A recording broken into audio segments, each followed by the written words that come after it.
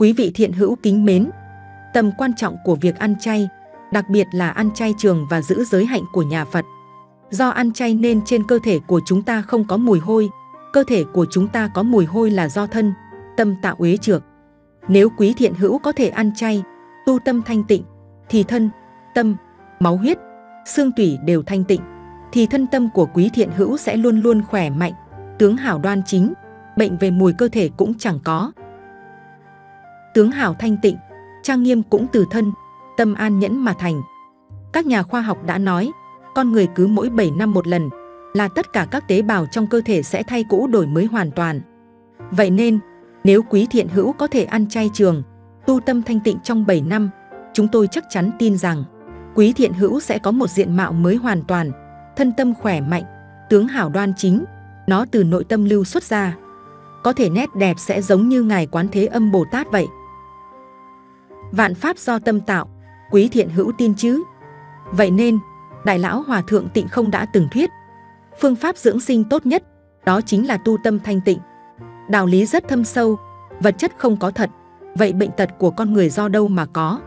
Sự hỗn tạp của sóng tư tưởng, do đâu mà thân tâm của chúng ta thường hay bất an? Không ôn hòa hay sinh bệnh, tu hành không đạt được chính định, chính niệm.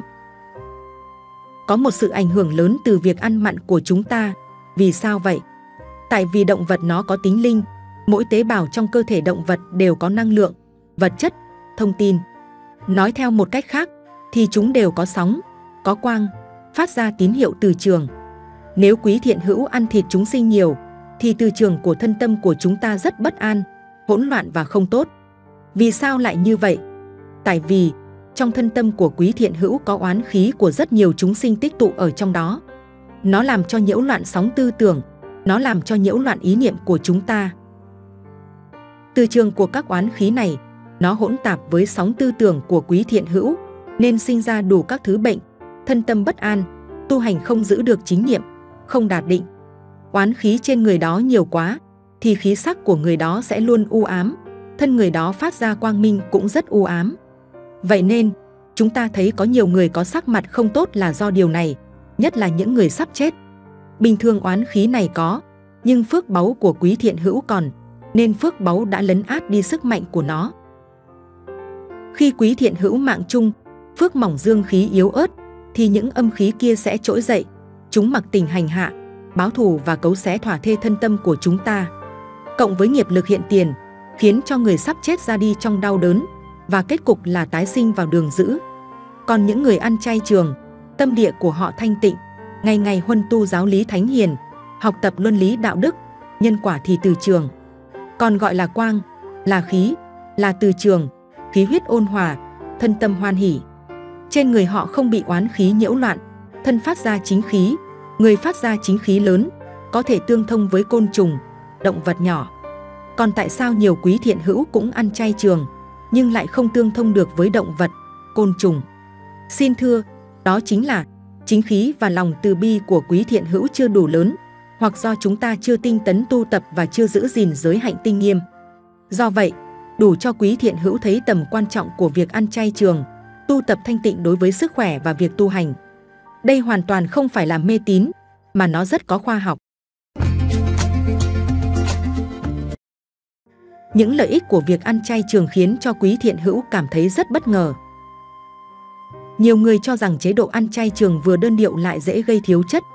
Thật ra, lợi ích của việc ăn chay trường không những rất tốt cho sức khỏe mà còn bảo vệ sắc diện và tướng mạo nữa đấy. Chế độ ăn chay lành mạnh sẽ giúp cho quý thiện hữu có nhiều sức khỏe với nhiều chất xơ, vitamin C, vitamin E, axit folic, magie, chất béo không bão hòa và phytochemical. Vì vậy, lợi ích của việc ăn chay trường sẽ giúp cho quý thiện hữu giảm cholesterol, giảm huyết áp và giảm nguy cơ mắc các bệnh về tim mạch. Dưới đây là một số lợi ích và chế độ ăn chay giúp cho quý thiện hữu có thể lựa chọn để áp dụng trong chế độ ăn uống hàng ngày của bản thân và các thành viên trong gia đình mình. Lợi ích thứ nhất, lợi ích của việc ăn chay trường giúp cho làn da khỏe mạnh. Khi ăn chay trường sẽ giúp làn da của quý thiện hữu luôn luôn khỏe mạnh, khi da được bổ sung đầy đủ lượng vitamin, khoáng chất và nước. Hầu hết các loại rau củ quả có chứa rất nhiều vitamin, những khoáng chất và chất chống oxy hóa nên giúp cho làn da của quý thiện hữu luôn khỏe mạnh và ngăn ngừa nhiều bệnh tật. Lợi ích thứ hai, tác dụng của ăn chay trường giúp cho quý thiện hữu giảm cholesterol. Dùng mỡ động vật thường không mang lại nhiều lợi ích sức khỏe cho quý thiện hữu, vì mỡ động vật sẽ làm tăng mức cholesterol trong cơ thể của chúng ta. Trong khi đó, chế độ ăn chay trường sẽ chỉ cung cấp cho chúng ta đủ lượng cholesterol cần thiết cho cơ thể mỗi ngày. Theo các nhà nghiên cứu ở Hàn Quốc cho biết, những người ăn chay trường có lượng chất béo và cholesterol trong cơ thể thấp hơn nhiều so với những người không ăn chay. Lợi ích thứ ba, ăn chay trường giúp cho quý thiện hữu cải thiện sự trao đổi chất. Như chúng tôi đã chia sẻ ở trên, thực phẩm chay thường rất dễ tiêu hóa, cho nên lợi ích của việc ăn chay trường sẽ giúp cho cơ thể của quý thiện hữu tăng cường trao đổi chất. Ngoài ra, tỷ lệ trao đổi chất ở những người ăn chay trường là khá cao, cho nên sẽ càng giúp cơ thể của chúng ta đốt cháy nhiều chất béo để giảm cân. Lợi ích thứ tư, lợi ích của việc ăn chay trường giúp cho quý thiện hữu tăng tuổi thọ. Chúng ta nên ăn nhiều loại hạt ngũ cốc và rau củ quả. Thông qua chế độ ăn chay trường, sẽ giúp cho quý thiện hữu loại bỏ độc tố và hóa chất tích tụ trong cơ thể. Từ đó, chế độ ăn chay trường sẽ giúp cho quý thiện hữu có một cuộc sống khỏe mạnh và kéo dài tuổi thọ. Lợi ích thứ năm, lợi ích của việc ăn chay trường giúp cho quý thiện hữu giảm huyết áp. Theo các nghiên cứu trên thế giới đã chỉ ra rằng, những người ăn chay trường sẽ có huyết áp thấp hơn so với những người ăn thịt động vật. Thực phẩm được chế biến từ thực vật có xu hướng ít chất béo, natri và cholesterol, nên chúng sẽ tác động rất tích cực đến huyết áp của quý thiện hữu. Các loại trái cây và rau củ cũng có nồng độ kali tốt, nên chúng sẽ giúp cơ thể của chúng ta ổn định huyết áp hơn. Lợi ích thứ 6, ăn chay trường giúp cho quý thiện hữu giảm nguy cơ bị béo phì. Ăn chay trường có tác dụng gì? Khi ăn chay trường, chúng ta sẽ cẩn thận hơn trong việc lựa chọn thực phẩm sao cho cân bằng, tránh được tình trạng ăn quá nhiều một món hoặc chỉ lựa chọn những thực phẩm dựa trên cảm xúc. Khi không cần phải ăn kiêng món gì, quý thiện hữu thậm chí còn có xu hướng ăn quá độ và làm tăng nguy cơ bị béo phì. Khoa nhi của Bệnh viện Đại học Gen ở Bỉ cho biết, ăn chay trường là một trong những chế độ ăn tốt nhất, giúp cho chúng ta giảm nguy cơ bị đột quỵ và béo phì. Lợi ích thứ 7, ăn chay trường giúp quý thiện hữu giảm rủi ro bị tiểu đường tuyếp 2. Nếu quý thiện hữu ăn chay trường đúng cách, sẽ giúp chúng ta ngăn ngừa và hỗ trợ điều trị bệnh tiểu đường tuyếp 2, cũng như cải thiện những biến chứng của bệnh tiểu đường. Những thực phẩm chay có chứa ít đường đó là loại ngũ cốc nguyên hạt, các loại đậu, các loại hạt, sẽ giúp cho chúng ta giữ lượng đường trong máu ổn định hơn. Lợi ích thứ 8, ăn chay trường giúp cho quý thiện hữu giảm triệu chứng trầm cảm.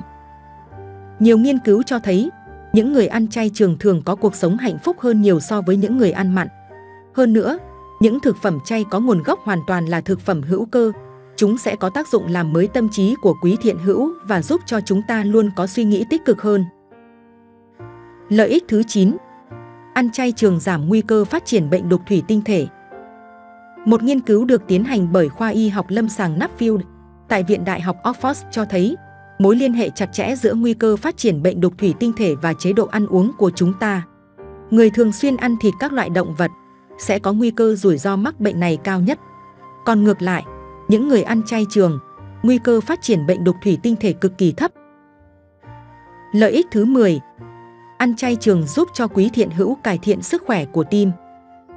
Những người ăn chay trường sẽ giảm được 1/3 nguy cơ bị tử vong hoặc phải nhập viện vì bệnh tim. Lợi ích của việc ăn chay trường sẽ giúp cho chúng ta cải thiện sức khỏe của tim mạch với các loại ngũ cốc nguyên hạt như các loại đậu, các loại hạt và các loại rau củ quả. Quý thiện hữu nên chọn lựa những thực phẩm có lượng chất xơ hòa tan cao và những thực phẩm giúp giữ ổn định lượng đường trong máu. Bằng cách này, chúng ta sẽ làm giảm cholesterol trong máu và làm giảm nguy cơ bị đau tim. Lợi ích thứ 11, ăn chay trường giúp cho quý thiện hữu giảm nguy cơ bị ung thư. Quý thiện hữu ăn chay trường sẽ làm giảm nguy cơ mắc các loại ung thư và ngăn ngừa một số bệnh ung thư ở phụ nữ. Trong khi đó, ăn chay theo chế độ lacto-ovo sẽ giúp cho chúng ta ngăn ngừa ung thư ở đường tiêu hóa.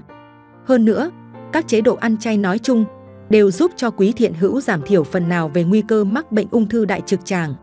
Nhiều nghiên cứu cho rằng, chúng ta ăn đầy đủ các loại hạt ngũ cốc và rau củ quả tươi trong chế độ ăn chay trường là yếu tố quan trọng giúp cho quý thiện hữu giảm thiểu phần nào nguy cơ bị ung thư.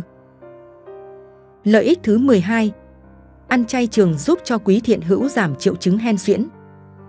Một nghiên cứu từ Thụy Điển cho thấy, ăn chay trường sẽ giúp cho quý thiện hữu giảm các triệu chứng của bệnh hen suyễn. Kết quả nghiên cứu là 22 trong số 24 người tham gia chế độ ăn chay trường trong một năm, họ đã nhận thấy sự cải thiện triệu chứng rõ rệt của bệnh hen suyễn. Các nhà nghiên cứu cho rằng, một số thực phẩm chế biến từ thịt động vật sẽ tạo ra phản ứng dị ứng hoặc viêm. Do đó, quý thiện hữu có thể giảm đi triệu chứng bệnh hen suyễn khi loại bỏ những thực phẩm từ động vật này ra khỏi chế độ ăn uống hàng ngày. Lợi ích thứ 13. Ăn chay trường giúp cho quý thiện hữu tăng sức khỏe của xương. Tỷ lệ những người ăn chay trường đúng cách bị loãng xương là rất thấp. Các thực phẩm được chế biến từ thịt động vật sẽ ép canxi ra khỏi cơ thể của chúng ta. Chúng sẽ gây ra tình trạng mất xương và loãng xương. Mặc dù chế độ ăn chay trường mang đến cho quý thiện hữu nhiều lợi ích sức khỏe, nhưng chúng ta vẫn nên lưu ý ăn chay đúng cách để tránh thiếu hụt dinh dưỡng. Khi quý thiện hữu áp dụng chế độ ăn chay trường, quý thiện hữu cần đảm bảo cung cấp đủ các dưỡng chất sau đây cho cơ thể của chúng ta. Đó là các dưỡng chất cần thiết như protein, chất sắt, canxi, omega 3, kẽm, vitamin D, vitamin B12. Quý thiện hữu nên bổ sung các thực phẩm chay theo hàm lượng khuyến nghị hàng ngày để cơ thể của chúng ta luôn được khỏe mạnh.